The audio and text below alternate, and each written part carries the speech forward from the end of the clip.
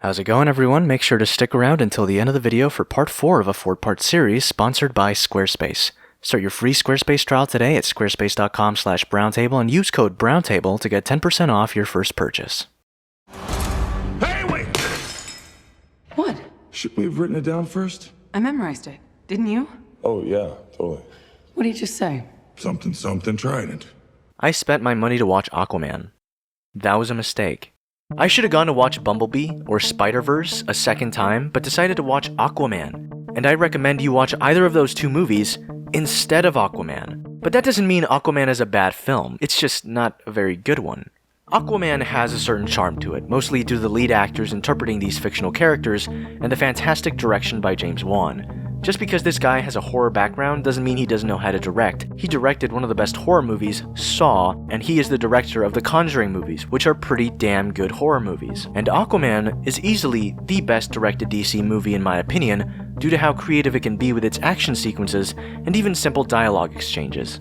And we shot Jason's stun double here in the foreground getting blasted onto the roof and tearing up the roof tiles, pushes past him. We hook up to another element shoot that is happening in the background here. Ultimately, what I'm looking for here is an action scene that might seem somewhat familiar, but it's taken up a notch and to kind of create a fun action set piece that we've never kind of quite seen before, and that is our philosophy from day one. The movie doesn't just resort to punchy punch punch when fighting. There's actual good camera work with wide shots that track our hero characters throughout a sequence. There are actual scenes that are edited to feel like there are no cuts in between, and it's just fantastic. For example, this entire chase sequence is absolutely brilliant. I loved it.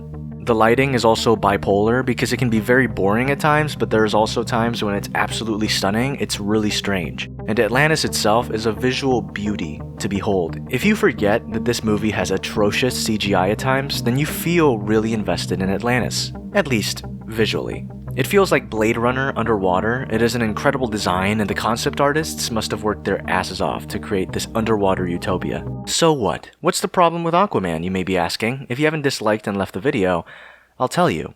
Aquaman is a comic book come to life, in every way, except writing. Not that most comic book writing is that stellar anyways, but the movie is the most incoherent, confused superhero movie I've seen in years. It's poorly written, worse than The Amazing Spider-Man 2. I'm already dying. Your blood can't make me die more. It's on the same level as X-Men Origins Wolverine. Black Manta is one of the few good parts of the movie because his story is focused on revenge, and it's a personal thing, while Ocean Master, or King Orm's story, is one that keeps being talked about, but it's never really shown. His plan is to wage war on the surface, and he keeps preaching about how humans pollute the waters and kill the animals of the ocean, and that's the reason why he wants to kill humans, but we never actually see that pollution, nor do we ever see it affect Atlantis firsthand. Actually, Atlantis and the entire ocean is clear and beautiful and gorgeous. Because of this, we can't really emotionally understand or relate to his point of view. The movie could have utilized that story of revenge, Black Manta's revenge, and he could have been the main villain. He was easily the most interesting. But instead, we got a giant war to end humanity again, but this time, underwater. We also know nothing about Atlantis. We understand that there are multiple rulers, but we don't know its culture, its people, and in the final battle, we just see them as cannon fodder because we were never really attached to Atlantis at all. Since Arthur Curry never really interacts with Atlanteans, it's hard to believe that this dude, this bro, is going to be the king. My man! How could he be king if he doesn't even know or truly understand the civilization he's going to be ruling over? It's mental.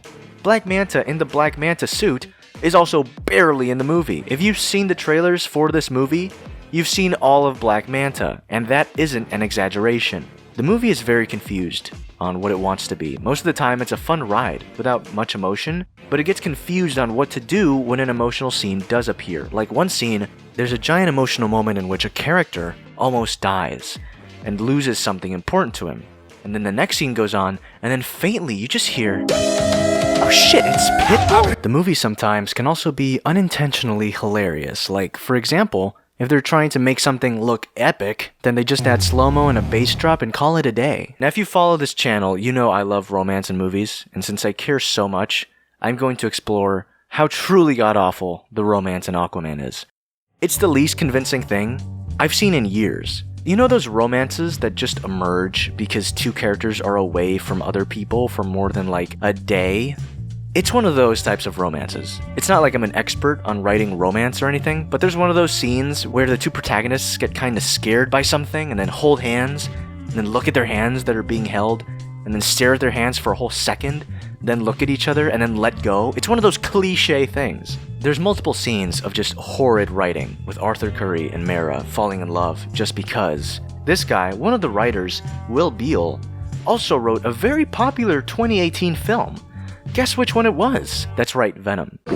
This is dead. The movie utilizes flashbacks heavily, and in my opinion, in a much better way than Man of Steel. I know this isn't a great example, but in the first season of The Flash, the TV show, every time there's a lesson to be learned, the show flashes back to something that young Barry Allen learned from his father. And the movie also does that. There's like an action sequence, for example, it flashes back to way before when Arthur Curry was just learning to fight, and it's actually really interesting.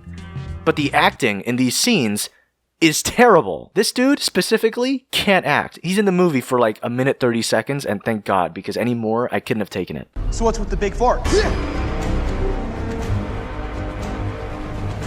the hell's this? They also CGI characters' faces to make them younger, and it's the most uncanny valley thing you have ever seen. But I will say, once Arthur Curry gets his orange suit like in the comics, the movie gets good. Why? Because in a way, the emotional payoff of the movie was getting the orange suit like in the comics, and after that, we all know what'll happen. Aquaman's gonna fight Ocean Master, and he'll win in the end because he has to. So since we can finally turn off our brains and not really have to care about the movie, all we have to pay attention to is the action. And let me tell you, James Wan did a fantastic job with the final fight sequence. It's easily the best climactic showdown in all of the DCEU films so far. It actually uses slow-mo correctly. There's fantastic shots that could work as a black and white film, and it also has an emotional moment in the end, even though it really doesn't feel earned at all. I really wanted Aquaman to be good, because I wanted to believe in DC again, but so far they've proved that they're just incompetent. They got the director right. I do think Shazam will be good. The trailers relied heavily on dialogue and character dynamics unlike Aquaman, and it seems like it'll be a fun time, and hopefully it has meaning. Aquaman doesn't really have a meaning. It's a fun ride, but once it's over, you'll probably forget about it the next day. And do I loathe this movie? No, but I do seriously hate the fact that the movie has no true message. It doesn't really try to do anything that unique. It feels like the movie plays it safe at every turn except for its action sequences and visuals. Instead of fully fleshed out active characters, we get exposition machines that just restate the movie again and again. Aquaman is done better, Mara is done better than in Justice League. They were really bad in Justice League. Arthur is way more sane, less of an edgy douche, and Mara is less moody for no reason and is more refined, but it's not enough. And actors can usually act their way out of bad scripts, but this script is just so bad. They cannot act their way out of it, and while the movie is visually impressive if it isn't bombarding you with computer-generated falsehoods, visual is one half of the word visual storytelling. And story, the other half, is not something this movie excels at. So yeah, guys, I didn't really like Aquaman. I didn't think it was that great. It was fun, though. It was a good time. I thought it was good. It was just like, yeah, it was a good movie, and I enjoyed it. It wasn't like breathtaking. I wasn't really expecting anything like that.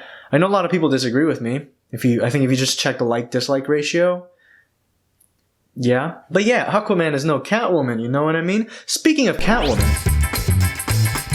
So guys, we've made it. This is the final Squarespace sponsored video essay, and if you follow this channel, you know that we have been creating a Catwoman website. You know, Catwoman, the greatest DC film ever created. But I think it's time to kind of change things up a bit. The website is called Browntable for a reason, so maybe we should redesign some things. And you see, with everything I've learned using Squarespace, modifying my Squarespace website is as easy as 1, 2, 3. Just change a few images like that, change the title, and easy peasy, presto changeo, we've got ourselves a Browntable website.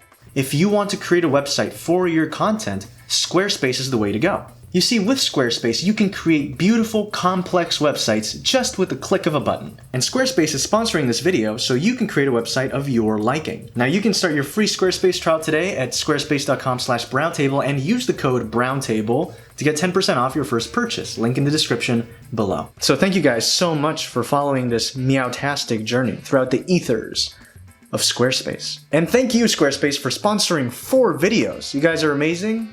Love you very much. And please, if you do want to make a website, if you are a creator, use Squarespace. And real quick before we go, Browntable finally has merch. We're launching the new Uncommon campaign, so you can head over to Teespring to get some sexy shirts and jackets. And also, because it's the new year, here's a discount code which cuts a total of $2 from your purchase. The code expires January 10th. The link is in the description. Thanks guys for coming to the table, and I'll see you all next time.